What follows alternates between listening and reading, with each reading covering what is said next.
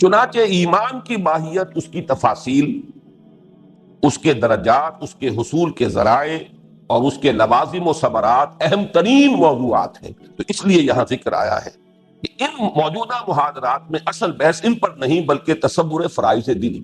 الحمدللہ کہ تقریباً تمام مکاتب فکر کے کبار علماء نے تصویر کی پوری کہ بات صحیح۔ علم اور عمل، انسانی شخصیت کے دو رخ ہیں، ایک علم، اس کے ساتھ آپ ایڈ کر سکتے ہیں فکر، نظریات، دوسرے عمل میں اضافہ کیجئے اخلاق، کردار، رویہ، ایٹیچیوڈ ان لائف۔ لیکن یہ کہ خلاصہ ہے یہ اصل میں، اس کو متن سمجھیے، اس کی شرح اللہ تعالیٰ آپ میں سے جس کو توفیق دے گا وہ اس کی شرح لکھے گا انشاءاللہ۔ یہ انسانی شخصیت کے دو حصے ہیں۔ یہاں تھوڑا سا اضافہ کر لیجئے، ایک صحت مند انسان میں یہ دونوں چیزیں ایک دوسرے سے جڑی ہوتی ہیں، باہم لازم و ملزوم۔ جو فکر ہوگا وہی عمل میں ظاہر ہوگا، جو سوچ ہوگی وہی رویے کے اندر ظاہر ہوگی، جو نظریات ہوں گے انہی کا ظہور کردار میں ہوگا۔ البتہ اسے بالکل دو اور دو چار کی طرح کا قاعدہ کلیہ نہ سمجھیے، ایک استثناء ذہن میں لے آئیے۔ وہ قاعدہ اپنی جگہ اور آپ کو معلوم ہے آپ کو کہ ایکسیپشنز پروو دی رول، یہ اصول ذہن میں رکھیے۔ ایکسیپشن سے، استثناء سے کلیہ ٹوٹتا نہیں ہے، کلیہ قائم رہتا ہے۔ کلیہ وہی ہے، علم صحیح ہوگا عمل صحیح ہوگا، علم غلط ہوگا عمل غلط، علم محدود ہوگا عمل محدود ہوگا، علم وسیع ہوگا عمل وسیع ہوگا، علم گہرا ہوگا عمل میں بھی گہرائی ہوگی، علم سطحی ہوگا عمل بھی سطحی ہوگا، ہر اعتبار سے۔ البتہ یہ کہ ایک ایکسیپشن ذہن میں رکھیے، کچھ مریض شخصیتیں بھی ہوتی ہیں، جس کی مثال میں نے کئی مرتبہ دی ہے، جیسے مفلوج انسان پڑا ہوا نظر آ رہا ہے، تن و توش بھی صحیح ہے، ہاتھ پاؤں بھی صحیح ہے، ہاتھ ہلانا چاہتا ہے نہیں ہلا پاتا اس لیے کہ فالج پڑا ہوا ہے۔ ایسے ہی کچھ لوگ نفسیاتی طور پر مفلوج ہوں، وہ بات بالکل دوسری ہے، لیکن وہ استثناء رہے گا، وہ قاعدہ کلیہ نہیں ہے۔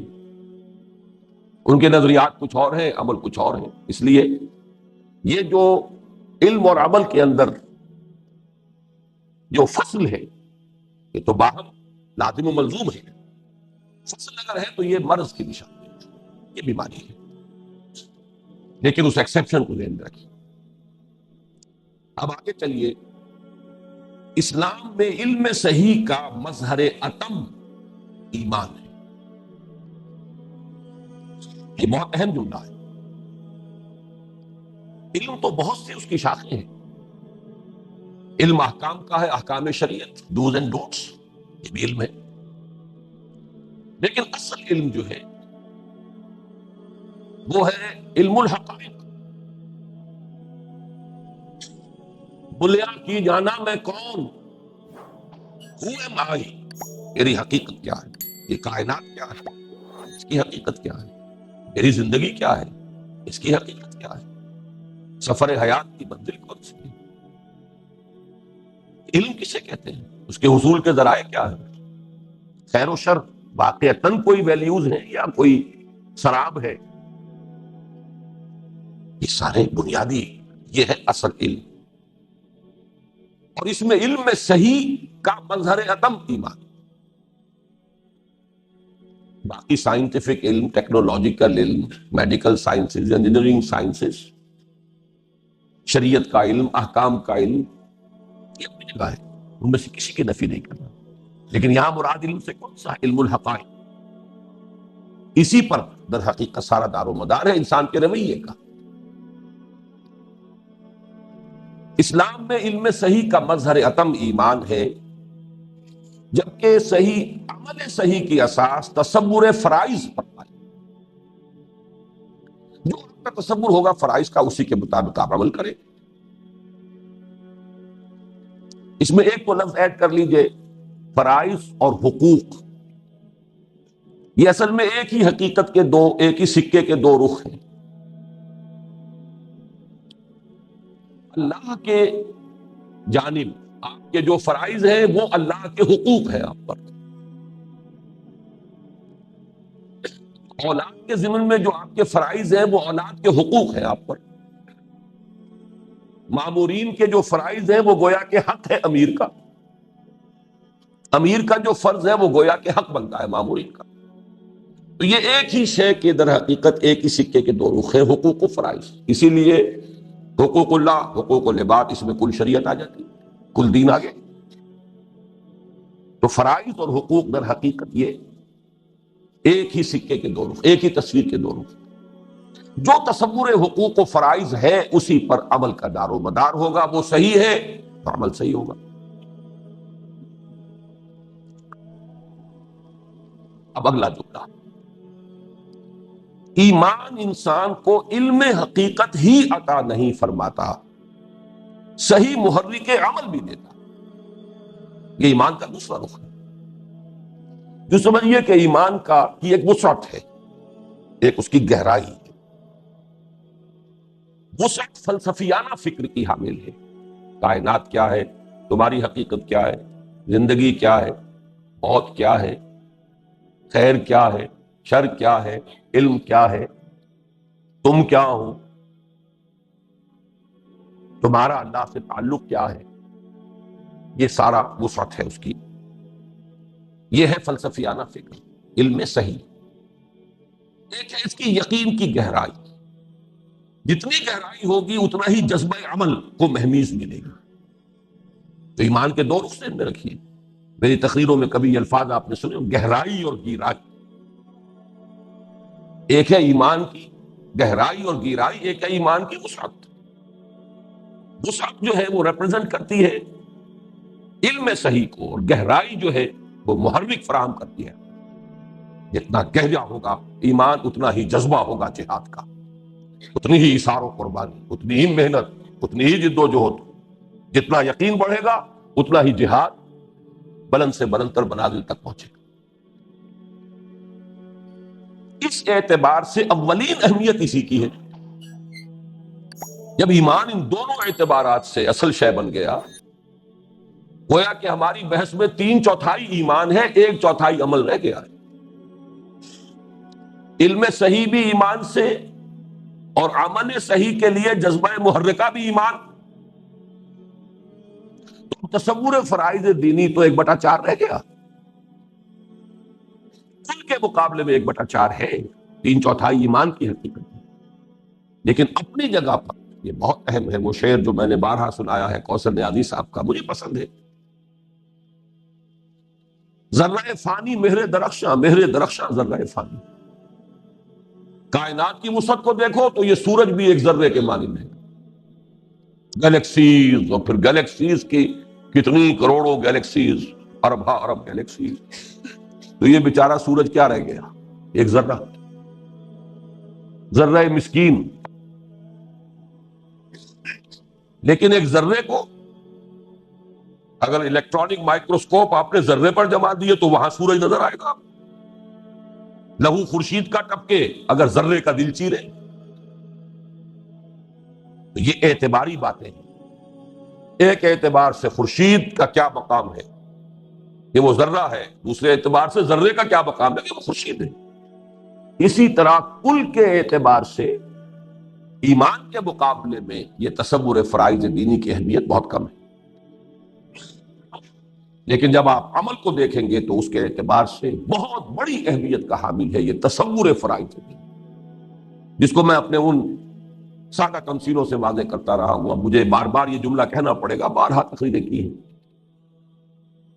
اگر 10 فرائض کسی کو سونپ دیے جائیں کہ صبح سے شام تک، امپلائر کہتا ہے امپلائی سے کہ یہ 10 کام تمہیں روزانہ کرنے، اگر کسی حادثے کے باعث وہ 7 بھول جائے، صرف 3 یاد رہ جائیں، تو تمام تر خلوص و اخلاص اور محنت و مشقت کے باوجود ایک لفظ نوٹ کیجئے، خلوص و اخلاص بھی کامل، محنت و مشقت بھی کامل،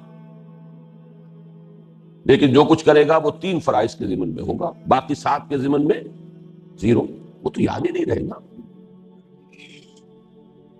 تو ناکام ہو جائے گا۔ کتنا بڑا رسک ہے، خلوص و اخلاص کے باوجود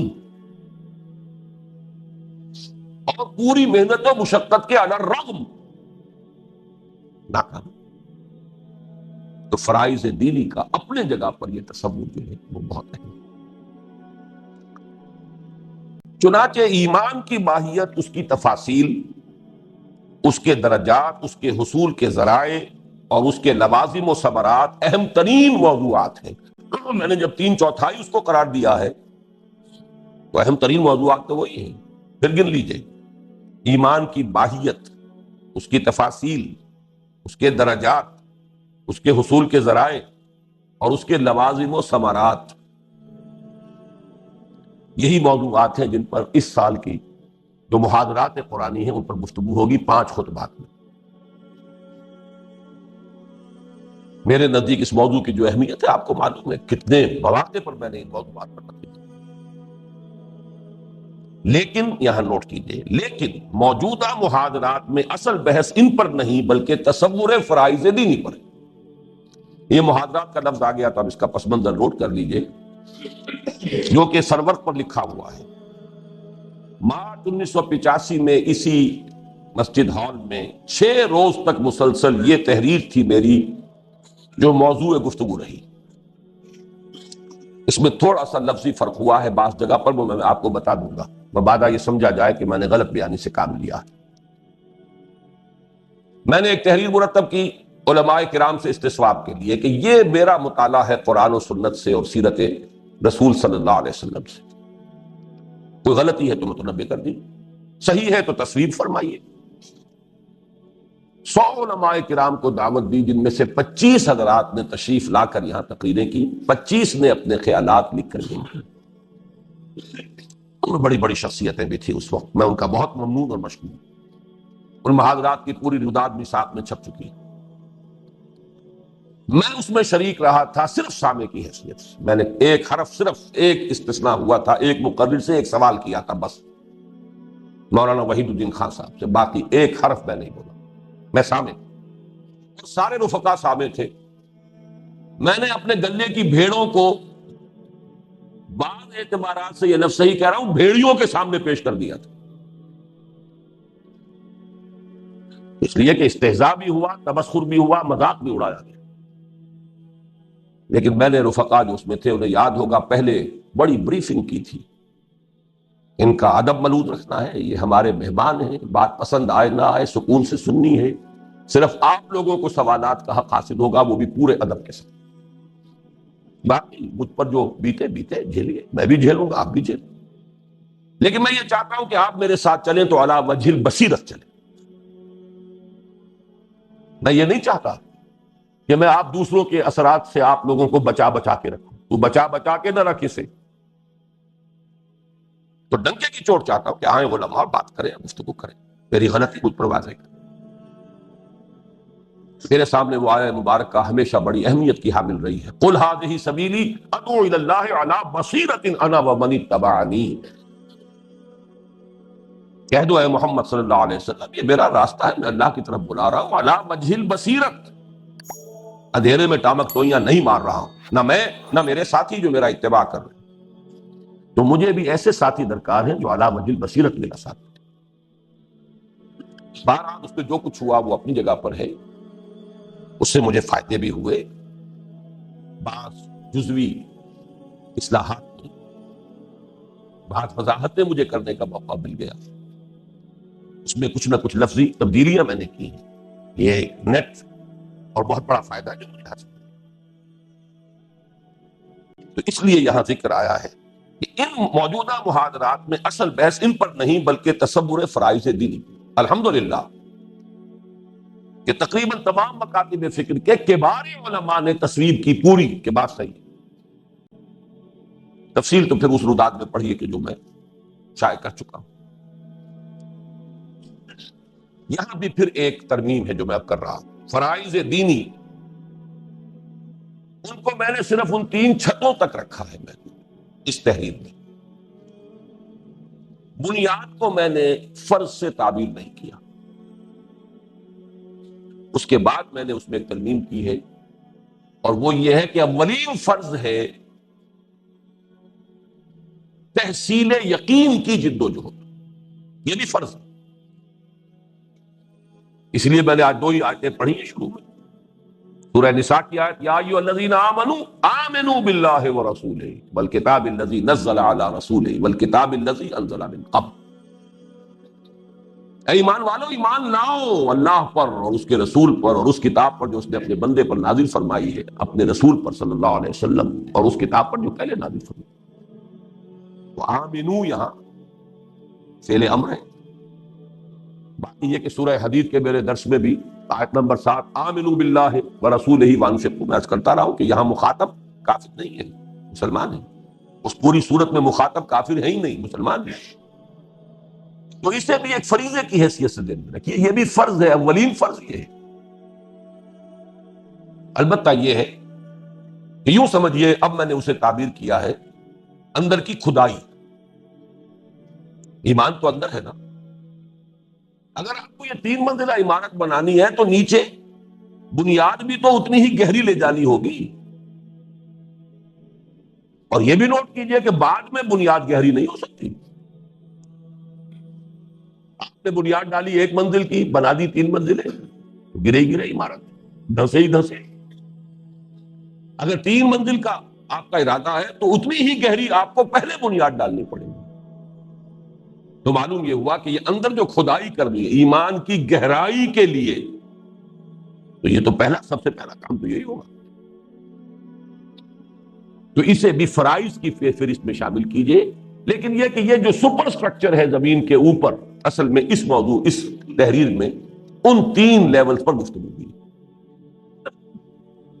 اب آئیے 3 اساسی فرائض، اس کو آپ نوٹ کر لیجئے کہ اس کے بعد ہے 3 لوازم، 3 جمع 3 6۔ اساسی فرائض اور لوازم میں کیا نسبت ہے؟ اس کی تشبیہ اور تمثیل بہت سادہ۔ اصل فرض نماز ہے، نماز کے لیے وضو لازم ہے، وضو کے لیے پاک پانی لازم ہے، اگر حالات کچھ ایسے ہیں مجبوری ہے تو پاک مٹی سے تیمم لازم ہے، وہ قائم مقام ہو جائے گا وضو کا۔ یہ درجہ بدرجہ فرض، کیا اصل فرض ہے نماز پڑھنا، لیکن پھر یہ کہ وضو بھی تو فرض ہے، وضو میں فرائض ہے، فلاں کام چھوٹ گیا تو وضو ہوئی نہیں۔ اس اعتبار سے یہ 2 لفظ اب ذہن میں رکھ لیجیے، اساسی فرض اور اس کے لوازم۔ تو 3 اساسی فرض اور 3 لوازم، یہ میری اس سوچ کا خلاصہ ہے۔ ایک مسلمان کے اساسی دینی فرائض 3 ہیں۔ نمبر 1، سادہ ترین الفاظ میں، ابھی اصطلاحات سے بالکل علیحدہ صرف نظر کر لیجئے، ایک یہ کہ خود صحیح معنی میں اللہ کا بندہ بنے۔ یہ میری سن 51 کی تحریر میں موجود ہے، یہاں آپ دیکھ لیں گے یہ تینوں فرائض کا تصور۔ پہلا، خود اللہ کے بندے بنو، صحیح معنی، لیکن اس کے لیے اصطلاحات بنیادی۔ اسلام اطاعت خدا و رسول صلی اللہ علیہ وسلم، تقوی اور عبادت۔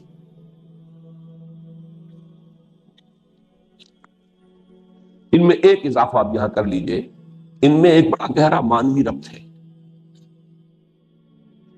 اسلام پہلا قدم ہے، اس کے معنی ہے to give up resistance, to surrender.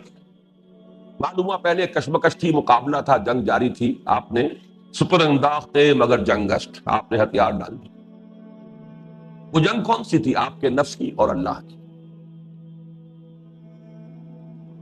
آپ نے ہتھیار ڈال دی، سرنڈر، سر تسلیم، ختم۔ اچھا، یہ مجبوراً بھی ہو سکتا ہے۔ حضور کی حیات طیبہ میں جب انقلاب کی تکمیل ہوئی تو بہت سے لوگوں نے مجبوراً بھی تو سرنڈر کیا تھا، منافقین نے مجبوراً بھی تو سرنڈر کیا تھا، عبداللہ ابن ابی نے مجبوراً سرنڈر کیا تھا، لیکن اسلام کے معنی سرنڈر، مسلمان وہ ہو گیا، اب وہ مجبوراً ہے مرضی سے، یہ علیحدہ بحث ہے، اس سے آپ کی بحث، آپ کو اس سے بحث نہیں کر سکتے، وہ اللہ جانتا ہے وہ مجبوراً ہوا ہے، دھوکے کے لیے ہوا ہے، آئندہ جنگ جاری رکھنے کے لیے، مہلت لینے کے لیے ہوا ہے، جو بھی ہو، جاسوس بن کر آیا ہے، جو بھی ہو، اسلام ہو سرنڈر کر دیا۔ اس سے اگلا لفظ ہے اطاعت۔ اطاعت کا مادہ ہے طوع، طوع کے معنی ہے آمادگی، خود آمادگی، طوعاً و کرہن، یہ لفظ دو جو آتے ہیں، ایک آمادگی کے ساتھ کام کرنا ہے، ایک مجبوری سے کرنا ہے۔ اب اسلام میں سے مجبوری والے حصے کو نکال دیجئے، تب اطاعت، اور اطاعت اللہ کے ساتھ رسول کی، یہاں بریکٹڈ ہے، یہ مضمون بہت طویل ہے لیکن بہت محکم ہے۔ اللہ کی اطاعت رسول ہی کے اطاعت کے ذریعے ممکن ہے، کوئی اور راستہ ہے ہی نہیں۔ السلام علیکم سامعین، ڈاکٹر اسرار احمد صاحب کے مزید بیانات سننے کے لیے ہمارے چینل صدائے ایمان کو سبسکرائب کیجیے۔